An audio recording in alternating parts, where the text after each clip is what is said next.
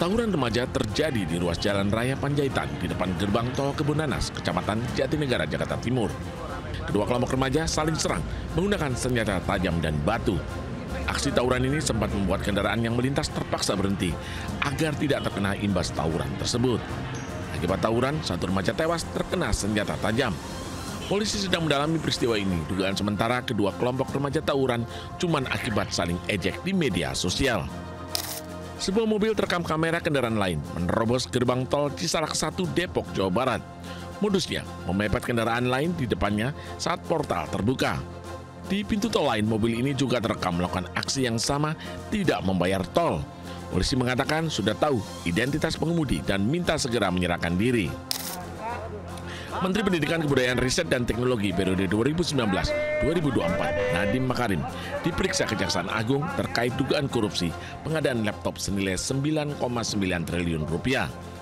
Nadiem Makarim tiba di Gedung Kejaksaan Agung Jakarta sekitar pukul 9 pagi waktu Indonesia Barat. Nadiem Makarim diminta keterangan sebagai saksi dalam kasus dugaan korupsi pengadaan laptop senilai 9,9 triliun rupiah dalam program digitalisasi pendidikan saat ia menjabat sebagai menteri. Kejaksaan Agung menilai keterangan Nadiem Makarim sangat penting untuk mengungkap kasus ini.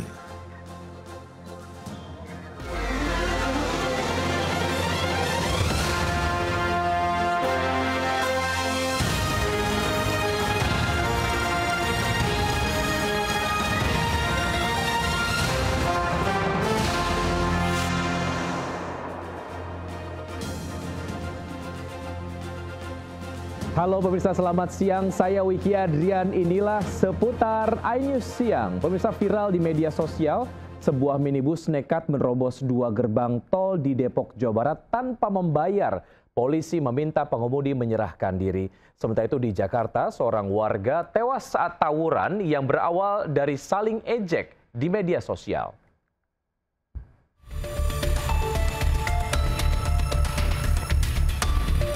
Sebuah minibus berwarna putih terekam kamera dashboard kendaraan lain ketika menerobos gerbang tol Cisalak 1 Depok, Jawa Barat. Mobil yang diduga dikendari seorang pria itu menerobos portal yang telah terbuka dengan cara memepet kendaraan lain di depannya. Tak hanya di gerbang tol Cisalak 1, mobil ini juga menerobos di gerbang tol Cimanggis 2 tanpa membayar dengan cara yang sama. Setelah berhasil melewati portal tanpa membayar, pengemudi langsung tancap gas. Petugas pun membenarkan aksi pelanggar di 2 gerbang tol tersebut dan telah mendapati identitas pemilik kendaraan yang telah dipindah tangankan kepada orang lain. Pengemudi diminta segera menyerahkan diri. Pelacakan sudah dipindah tangankan atau sudah dijualbelikan kepada pengemudi yang saat itu mengenai tersebut. Kami himbau supaya bisa menyerahkan diri atau kami melaksanakan upaya-upaya pencarian. Ditlantas Polda Metro Jaya mengimbau kepada para pengguna jalan agar selalu menaati rambu lalu lintas, termasuk melaksanakan kewajiban membayar saat memasuki jalan tol untuk pemeliharaan jalan tol. Dari Jakarta, Rani Sanjaya, iNews melaporkan.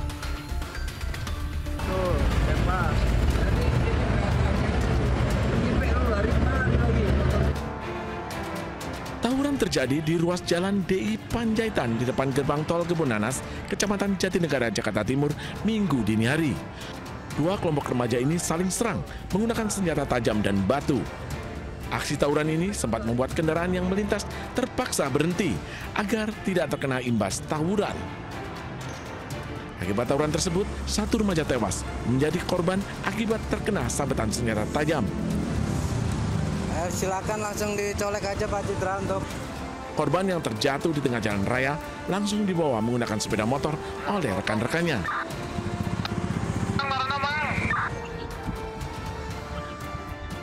Sementara itu, petugas kepolisian sektor Jatinegara yang tiba di lokasi langsung melakukan pengecekan di lokasi kejadian. Belum diketahui penyebab pasti tawuran ini. Diduga saling ejek di media sosial, kasus ini kini dalam penyelidikan kepolisian sektor Jatinegara. Dari Jatinegara, Jakarta Timur, Rio Manik, iNews melaporkan. Ya, pemirsa, gudang 3 lantai penuh daging sapi di kawasan Pergudangan Penjaringan Jakarta Utara terbakar pagi tadi. Sementara di Tanjung Duren, Jakarta Barat, 10 kamar kos ludes terbakar gara-gara korsleting listrik.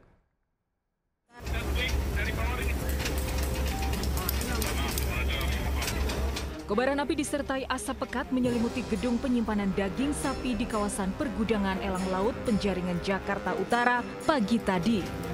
Puluhan karyawan yang tengah tertidur keluar gedung menyelamatkan diri. Dugaan sementara api berasal dari korsleting listrik di lantai 2. Daging ini dalamnya. Daging apa? Sapi. Sapi ya. Jangan daging. Tapi ada yang ngasih tertidur atau apa? Udah aman semua. Api berhasil dipadamkan 2 jam setelah 16 unit mobil pemadam kebakaran tiba di lokasi.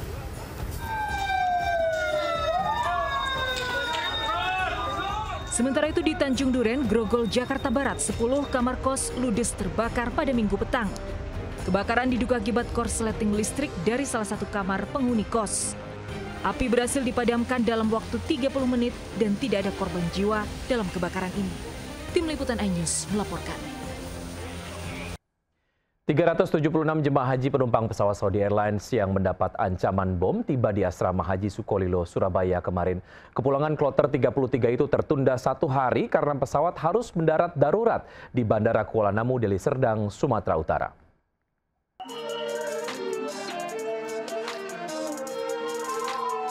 Raut wajah haru bahagia menyelimuti kedatangan 376 jemaah haji di asrama Sukolilo, Surabaya Minggu pagi. Jemaah haji kloter 33 ini akhirnya tiba di Surabaya setelah kepulangannya tertunda 1 hari. Lantaran pesawat Saudi Airlines SV5688 yang mereka tumpangi mendarat darurat di Bandara Kuala Namu, Deli Serdang setelah mendapat ancaman bom. Meski sempat takut dan khawatir, jemaah haji asal Jember dan Bondowoso ini lega bisa sampai ke kota asal. Kita landing darurat katanya, kita di sana, kita juga udah tahu ada apa. Tapi sempat khawatir nggak, Bu? Oh ya iyalah, kalau dikasih tahu di atas pesawat ya kita khawatir banget. Pesawat Saudi Airlines SVA5688 rute Jeddah Surabaya mendapat ancaman bom melalui komunikasi suara lewat FPN radio teleskop. Ancaman bom ke pesawat Saudi Airlines ini merupakan kedua kalinya dalam sepekan ini. Pesawat mendapat ancaman bom diduga saat melintas di atas India. Hasil penyisiran pesawat usai mendarat darurat di Bandara Kuala Namu tidak ditemukan bom di dalam pesawat. Dari Surabaya, Jawa Timur, Yuda Prawira, iNews melaporkan. Pemirsa, mantan Menteri Pendidikan, Kebudayaan, Riset, dan Teknologi Nadiem Makarim diperiksa Kejaksaan Agung terkait dugaan korupsi pengadaan laptop senilai 9,9 triliun rupiah. Nadiem Makarim tiba di Kejaksaan Agung Jakarta sekitar pukul 9 pagi waktu Indonesia bagian Barat. Nadiem Makarim dimintai keterangan sebagai saksi dalam kasus dugaan korupsi pengadaan laptop senilai 9,9 triliun rupiah dalam program digitalisasi pendidikan Kemendikbudristek tahun 2019-2022. Kejaksaan Agung menilai keterangan Nadiem Makarim selaku Mendikbudristek periode 2019-2024 sangat penting untuk mengungkap kasus ini. Selain Nadiem Makarim, Kejagung juga sudah memeriksa 2 mantan staf khusus Nadiem yaitu Fiona Handayani dan Ibrahim Arif pada pekan lalu. Sementara 1 staf sus lainnya Juristan 3 kali mangkir dari pemanggilan Kejagung.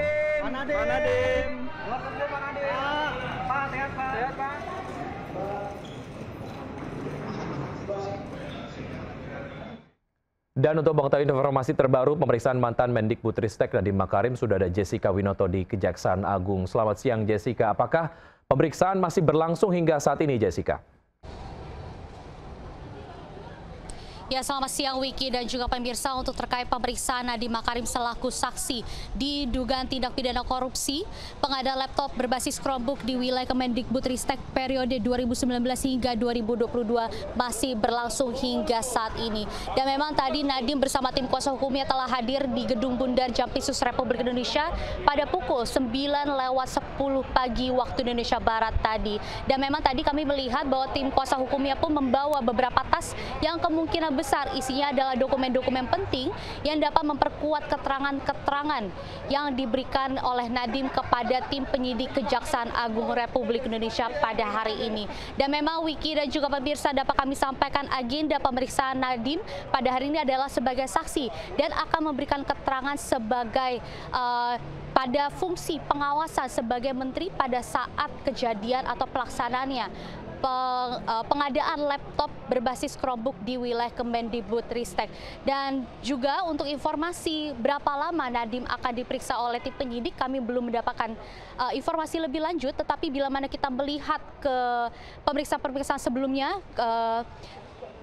pemeriksaan dilakukan selama 10 jam lebih, yang mana pada hari ini Nadiem hadir sebagai saksi dan bisa disebut sebagai saksi kunci karena ia adalah menteri yang menjabat pada saat kejadian pengadaan laptop berbasis Chromebook di wilayah Kemendikbudristek untuk melakukan pengadaan atau pendukung digitalisasi program digitalisasi pendidikan pada tahun 2020 yang lalu. Yang mana juga Wiki dan juga pemirsa, dari 28 saksi yang telah dipersiapkan oleh penyidik Kejaksaan Agung RI, ada 8 saksi yang termasuk 2 mantan staf khusus dan juga 1 konsultan kementerian. Tetapi dari salah satu staf khusus yang telah dipanggil, yaitu Yuristan, 3 kali sudah mangkir dari panggilan penyidik Kejaksaan Agung RI, tetapi saat ini pun Kejaksaan Agung masih berupayakan untuk melakukan pendekatan persuasif dengan harapan Yuristan akan hadir untuk memberikan keterangan pada kasus ini. Wiki. Baik Jessica, kami tunggu update terbaru informasinya dari Anda. Selamat bertugas kembali Jessica. Dan kita ke informasi lain, pemirsa. Amerika Serikat membom 3 lokasi nuklir milik Iran. Hal ini semakin meningkatkan tensi konflik Iran dan Israel.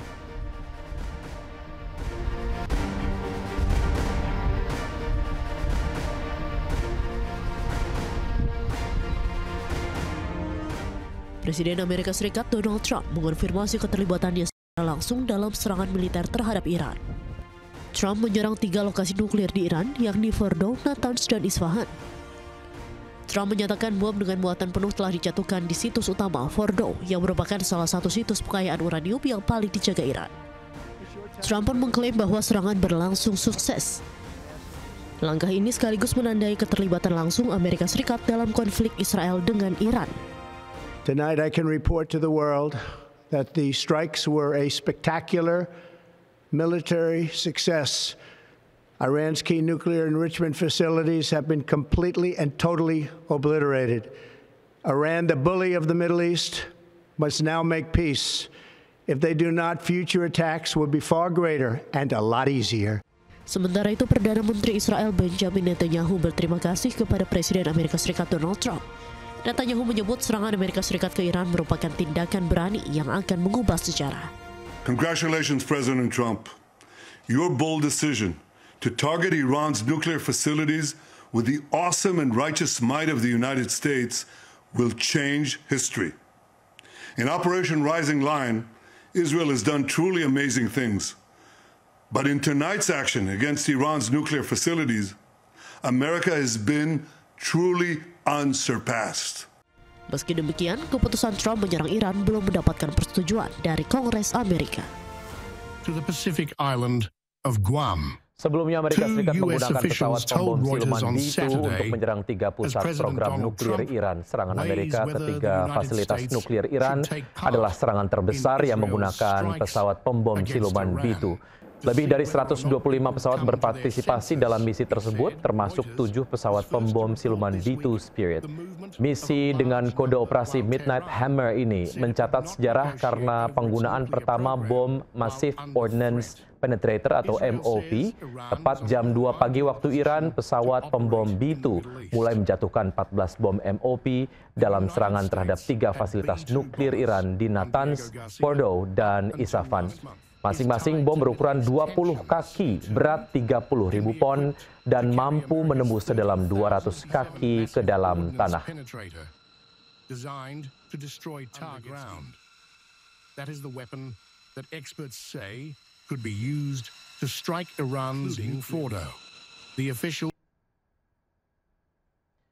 Selain mampu membawa 16 bom nuklir, pesawat B-2 milik Amerika Serikat juga diklaim sulit terdeteksi radar udara musuh. Disebut pesawat pengebom strategis siluman B-2 masih merupakan pesawat militer termahal di dunia, yaitu mencapai harga 2,1 miliar dolar Amerika Serikat atau sekitar 34 triliun rupiah. Pesawat militer B-2 memiliki sistem radar cross-section yang diklaim setara dengan seekor burung kecil. B2 memiliki bom pintar berpemandu GPS atau Joint Direct Attack Munition.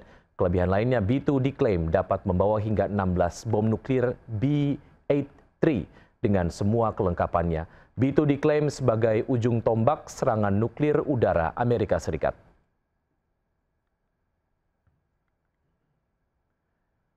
Serangan Amerika ke 3 fasilitas nuklir membuat Iran murka. Iran melakukan serangan balasan dengan menembakkan rudal menghantam kota Tel Aviv dan Haifa, Israel. Serangan ini merusak infrastruktur penting di Israel. Serangan rudal di Tel Aviv dan Haifa menandai momen bersejarah pertama kali rudal balistik Khorramshahr 4 dan Khaybar Shekan digunakan. Khorramshahr 4 adalah rudal IRBM yang dirancang untuk melawan pertahanan udara Arrow 3 dan THAAD Israel dengan kemampuan manuver mengelak di luar angkasa. Gelombang serangan ke-20 Iran ke wilayah pendudukan Israel pada Minggu pagi juga menggunakan rudal balistik Khaybar Shekan generasi ketiga. Rudal balistik Khaybar Shekan dilengkapi dengan hulu ledak submunisi ganda yang pertama kali digunakan oleh Iran.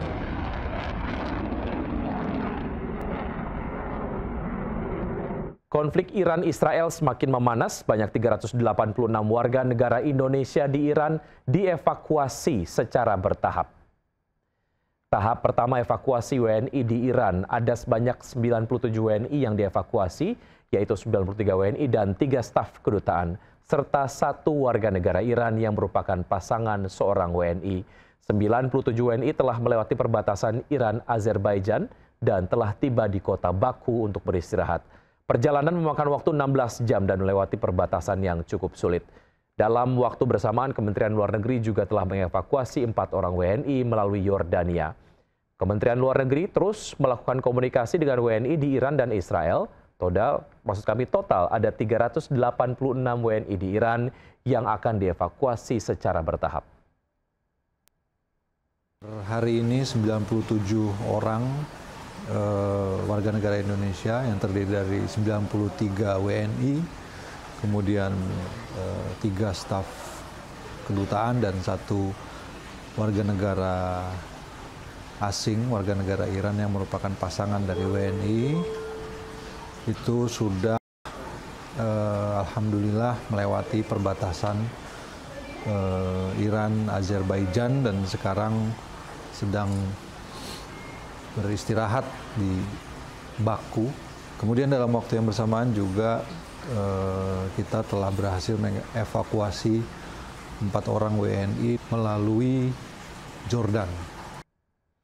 Keinformasi lain, pemirsa, Presiden ke-7 RI Joko Widodo berulang tahun ke-64. Sejumlah menteri dan staf Presiden mengunjungi Jokowi di Solo, Jawa Tengah. Sementara itu, ajudan Jokowi menyampaikan kondisi kesehatan Jokowi yang mengalami alergi kulit hingga peradangan.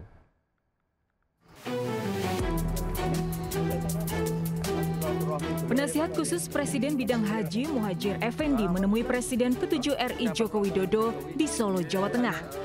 Muhajir menyebut kedatangannya menemui Jokowi untuk bersilaturahmi saat ulang tahun Jokowi ke-64. Kesehatan beliau paling panjang umur dan selalu dijaga oleh Allah yang Maha Kuasa agar beliau juga tetap bisa menjadi sesepuh, menjadi panutan dari rakyat Indonesia lah. Beliau kan pernah 2 periode menjadi presiden. Sementara itu, ajudan Jokowi juga menyampaikan kondisi terkini Presiden ke-7 RI yang disebut mengalami sakit alergi kulit. Disampaikan dokter ke kami juga, alerginya beliau itu menyebabkan adanya peradangan. Tapi saat ini proses pemulihannya mulai membaik, sangat membaik. Peradangannya di kulit, terutama di wajah ya nanti? Iya. Presiden ke-7 RI Joko Widodo berulang tahun ke-64 pada 21 Juni Sabtu kemarin. Sejumlah ucapan dan doa datang dari masyarakat. Dari Solo, Jawa Tengah, Septiantoro, iNews melaporkan. Selain menerima ucapan selamat ulang tahun dari masyarakat, Jokowi juga mendapatkan kiriman bunga dari Presiden Prabowo Subianto. Rangkaian bunga anggrek berwarna ungu dikirimkan hari Minggu kemarin. Juga ada kartu ucapan khusus selamat ulang tahun ke-64 dari Presiden Prabowo ke Jokowi. Hingga pagi tadi, kiriman bunga untuk Jokowi masih terpasang di sekitar kediaman. termasuk dari pejabat Seskap, Panglima TNI, Kapolri, Menko, Kepala Staf, Wamen, hingga relawan.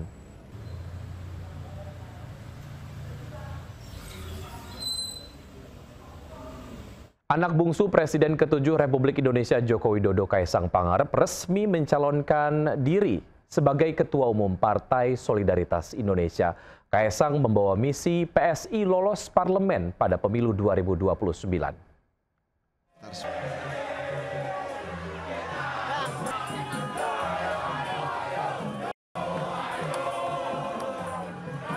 Dengan diarak oleh tim pendukung, putra bungsu Presiden ke-7 RI Joko Widodo Kaisang Pangarep resmi mendaftar sebagai calon Ketua Umum Partai Solidaritas Indonesia atau PSI.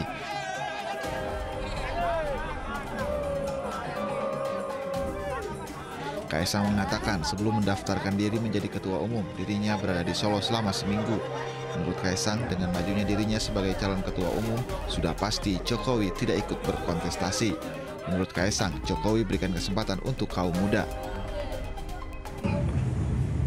Mengenai beliau akan menjadi Ketua Umum atau tidak, itu sudah kami obrolkan di seminggu terakhir ini. Tidak mungkin juga anak sama bapak saling berkompetisi. Yang saya yakinkan kepada beliau adalah satu, berilah kesempatan kepada anak muda.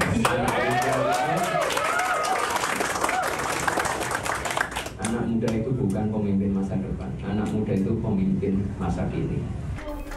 Dalam perebutan Ketua Umum PSI ini, Kaisang Pangarep disebut masih calon yang terkuat. Kaisang juga menegaskan bahwa misinya ke depan adalah membawa PSI lolos ke Senayan dalam pemilihan legislatif 2029.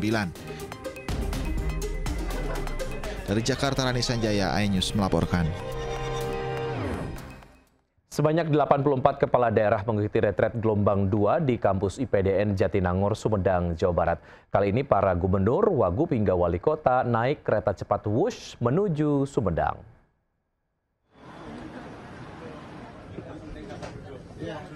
Dengan mengenakan seragam loreng, 84 kepala daerah tiba di stasiun kereta cepat Wush di Tegaluar, Kabupaten Bandung, Minggu siang. Para gubernur, wakil gubernur, bupati, dan wali kota ini selanjutnya menuju kampus IPDN di Jatinangor, Sumedang menggunakan bis. Selama 5 hari, para kepala daerah mengikuti retret gelombang kedua yang digelar Kementerian Dalam Negeri. Kemendagri Bima Arya menyatakan retret gelombang 2 akan dihadiri sejumlah menteri, terutama terkait batas-batas wilayah administrasi provinsi, kabupaten, kota, hingga desa.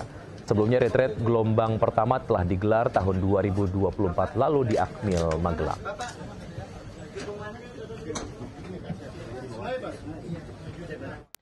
Beralih ke informasi lain, pemirsa, seorang pria di Bekasi, Jawa Barat menganiaya ibu kandungnya hanya gara-gara permintaan uang 30.000 tidak dituruti.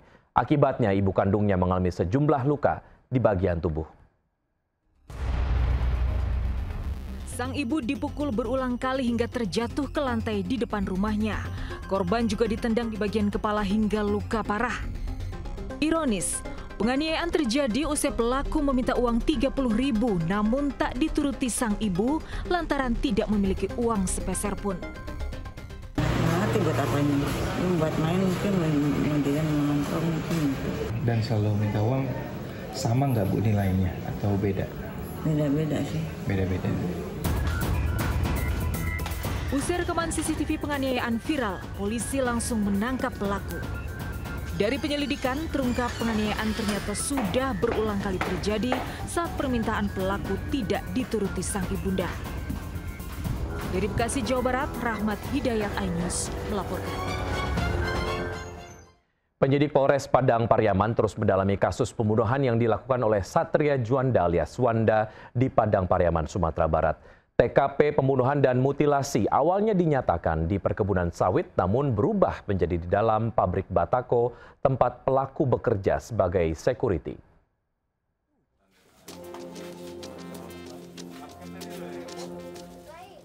Pengungkapan misteri pembunuhan dan mutilasi di Padang Pariaman masih terus didalami penyidik Polres Padang Pariaman, Sumatera Barat. Penyidik berhasil melakukan pengembangan dan menemukan fakta baru. penyidik berhasil mengungkap fakta tempat pelaku Satria Juanda alias Wanda membunuh dan memutilasi korban Septia Adinda.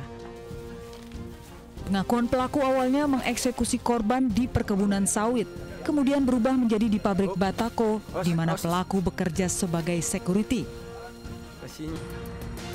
Hingga saat ini penyidik telah memeriksa 8 orang saksi.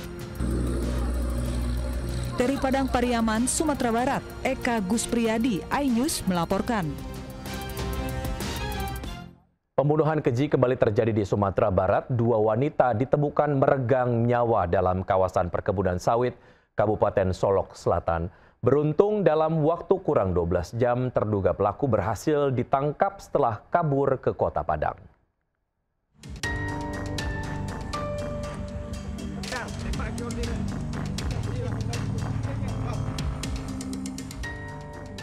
Warga Nagari Abai, Solok Selatan, Sumatera Barat digegerkan dengan penemuan 2 jasad wanita di sebuah perkebunan sawit.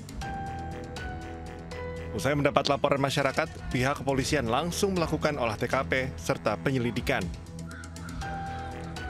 Usai dilakukan penyelidikan, diketahui bahwa kedua korban tewas dibunuh karena utang piutang. Setelah 12 jam proses pengejaran, polisi akhirnya berhasil menangkap pelaku di Kota Padang. Pada polisi, pelaku mengaku tega menghabisi nyawa korban karena tak sanggup membayar utang kepada korban sebesar 16 juta rupiah. Polisi akan terus mendalami kasus ini serta memeriksa sejumlah saksi untuk menentukan hukuman yang dikenakan kepada pelaku. Dari Solok Selatan, Sumatera Barat, Budi Sunandar, iNews melaporkan.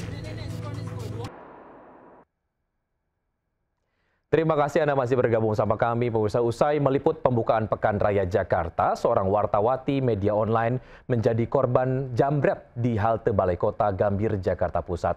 Sementara itu, sepasang sejoli ditangkap polisi karena menjambret ponsel milik seorang poluan.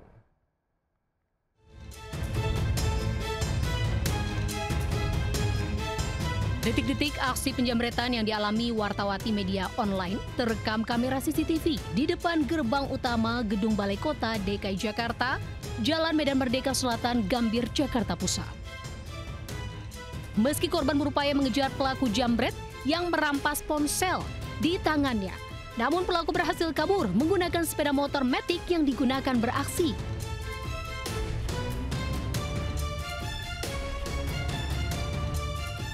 Sebelumnya, korban ikut rombongan bis dari Balai Kota usai meliput pembukaan Pekan Raya Jakarta 2025 yang dibuka oleh Pramono Anung, Gubernur DKI Jakarta, Kamis 19 Juni 2025. Korban dan rekannya beristirahat sejenak di halte. Ketika kita berdua lagi garap sebentar banget itu mau nyelesain berita yang di Jakarta Fair, itu selang waktu 5 menit kayaknya tiba-tiba HP yang aku pegang itu dijamret sama orang yang pakai motor Matic. Ironisnya, kawasan Ring 1 kantor gubernur tak luput dari aksi kriminal yang kerap terjadi. Berbekal rekaman CCTV, korban telah melaporkan kejadian tersebut ke Polsek Metro Gambir. Di Jakarta, tim liputan iNews melaporkan.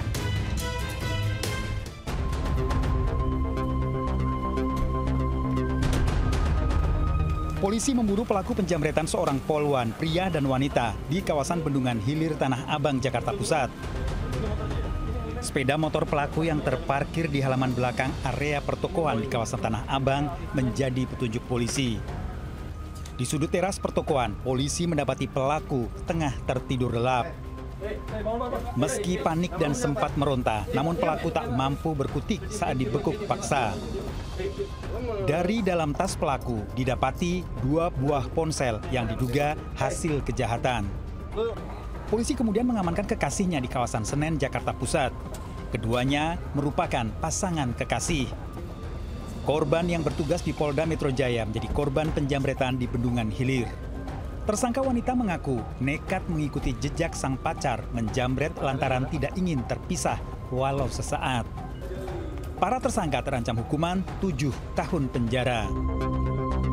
Dari Jakarta, Rani Sanjaya, iNews melaporkan. Tim SAR berhasil menemukan 1 wisatawan yang tenggelam di Pantai Pancerdor, Pacitan, Jawa Timur. Sementara 3 korban tewas lainnya juga telah ditemukan.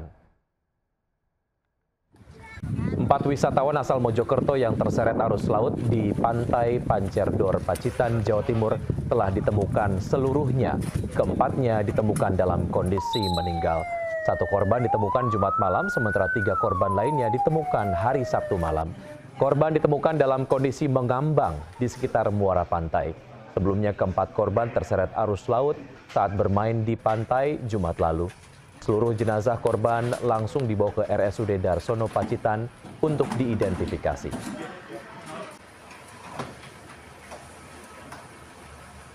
Wisata Taman Marga Satwa Budaya Kinantan di Bukit Tinggi, Sumatera Barat kedatangan anggota keluarga baru. Mereka adalah Rizky dan Lestari yang adalah 2 ekor anak harimau Sumatera.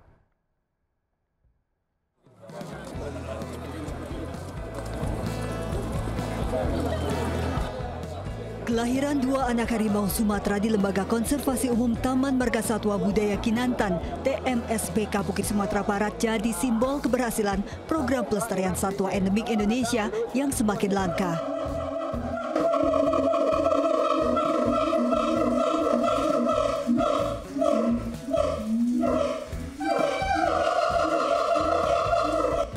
Dua anak harimau ini merupakan hasil pasangan bujang Mande, harimau jantan yang diselamatkan dari jerat pemburu di kawasan Mande dengan induk betina Mantagi yang juga merupakan hasil konservasi dari pasangan harimau di TMSBK sebelumnya.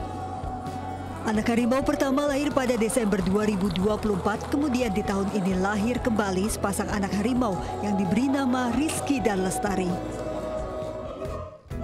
Kehadiran Rizky dan Lestari sekaligus menjadi pengingat bahwa konservasi satwa membutuhkan komitmen, peran publik, dan dukungan semua pihak secara berkelanjutan. Dari Bukit Tinggi, Sumatera Barat, Wahyu Sikumbang, iNews melaporkan. Terima kasih Anda masih bergabung sama kami. Pemirsa, diduga mabuk, sopir sebuah minibus tabrak 3 sepeda motor di Jalan Raya Gandasari, Kecamatan Katapang, Kabupaten Bandung, Jawa Barat. Akibatnya 3 dari 5 korban dibawa ke rumah sakit.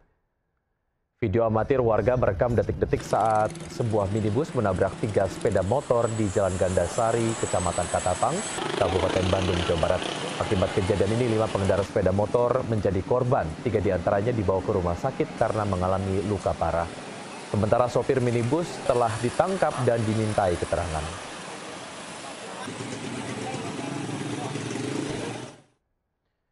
Pemukiman warga di kawasan Muara Angke, Penjaringan, Jakarta Utara Minggu malam terendam banjir rob akibat luapan air laut. Ketinggian air mencapai 30 hingga 50 cm.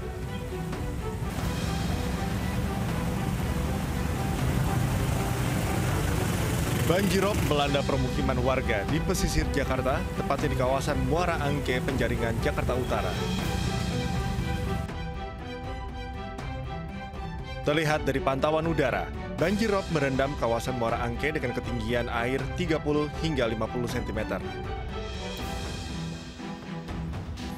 Meski tetap beraktivitas normal di tengah genangan air, warga berharap pemerintah dapat segera menangani persoalan banjir rob di Muara Angke dan mempercepat pembangunan tanggul untuk mengantisipasi apabila terjadi pasang air laut. Supaya diperbagusin lah. Bapak dari mana mau ke mana, Pak? Saya dari Gedung Kompa mau ke Gedung Kompa, dari Gang Empang mau ke Gedung Kompa, Pak. Oke, ini harapannya gimana Pak? Ini kan Jakarta ulang tahun nih Pak, harapannya ke depannya seperti apa nih Pak? Ya, semoga cepat ditanggulasikan aja, Pak. Sebelumnya, Badan Meteorologi, Klimatologi, dan Geofisika atau BMKG telah mengeluarkan peringatan dini angin kencang serta potensi banjir rob di pesisir Indonesia yang berlangsung mulai 22 Juni hingga 2 Juli 2025. Dari Jakarta, Sofyan Firdaus, iNews melaporkan. Ya, meski kerap dilanda banjir dan macet, kota Jakarta tetap ada di hati warganya. Ribuan warga tumpah ruah di Bundaran HI merayakan ulang tahun kota Jakarta ke-498 akhir pekan kemarin.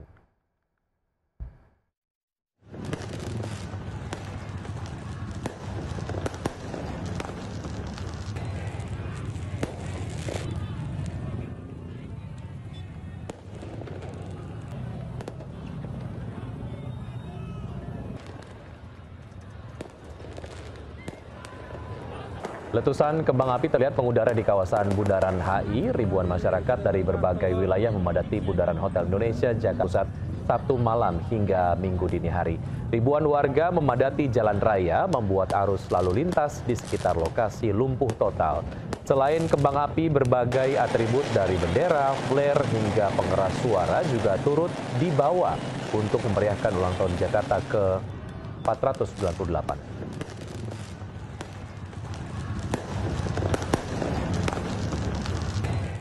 Yang memasuki masa liburan sekolah, Taman Wisata Candi Prambanan di Sleman, Yogyakarta dipadati wisatawan. Pengunjung datang dari berbagai daerah di Indonesia, dari kalangan keluarga hingga pelajar.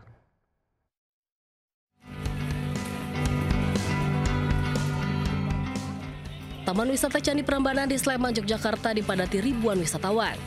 Mereka datang dari berbagai kota di Indonesia untuk memanfaatkan masa liburan sekolah. Selain keluarga, para wisatawan berasal dari kalangan pelajar yang sedang mengikuti kegiatan study tour. Mereka antusias menikmati keindahan candi dengan berfoto selfie atau mengabadikan momen bersama keluarga. Karena sekaligus liburan, sekaligus menambah ilmu pengetahuan, ya, dan dekat dari Jakarta. Rencana berapa lama di sini? Rencana kita sampai hari Senin. Candi Prambanan menjadi salah satu pilihan favorit wisatawan karena tiket masuknya relatif terjangkau. Khusus wisatawan domestik, tiket pengunjung dewasa dipatok seharga Rp50.000 dan Rp20.000 untuk anak-anak. Pengelola Taman Wisata Candi Prambanan memperkirakan setiap hari ada lebih dari 10.000 wisatawan yang berkunjung ke situs bersejarah ini. Dari Sleman, Yogyakarta, Heru Trijoko melaporkan. Pemirsa, terowongan di Jalan Sudirman, Jakarta berubah menjadi lokasi pertunjukan musik. Sejumlah pengunjung yang mayoritasnya generasi Gen Z antusias menikmati lantunan lagu karena ada penyanyi jebolan Indonesian Idol, Vanessa Zee.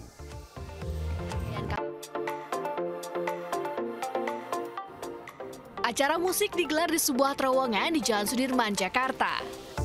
Ini merupakan rangkaian kampanye parfum Sunsilk yang ingin menyasar muda-mudi Gen Z. Muda-mudi yang hadir tampak antusias menikmati musik karena ada bintang tamu Vanessa Zee yang merupakan jebolan Indonesian Idol.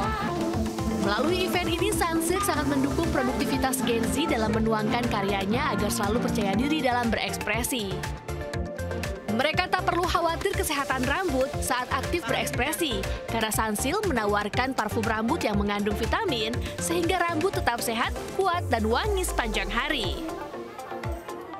Sehingga agar supaya lebih percaya diri, terutama kita menyiapkan produk-produk juga yang cocok untuk Gen Z. Jadi tidak perlu was-was lagi terhadap rambutnya gitu, akan selalu indah dan wangi.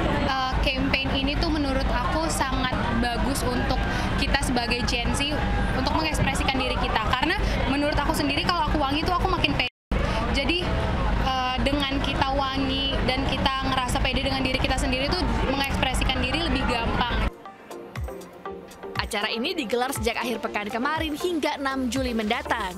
Pengunjung bisa menikmati banyak sekali promo menarik produk Sunsilk di lokasi. Dari Jakarta, Nata Arman, I'm Hoiridin, iNews melaporkan. Kami akhiri jumpa kita siang hari ini. Saya Wiki Adrian bersama tim yang bertugas undur diri. Tetap semangat dan sampai jumpa.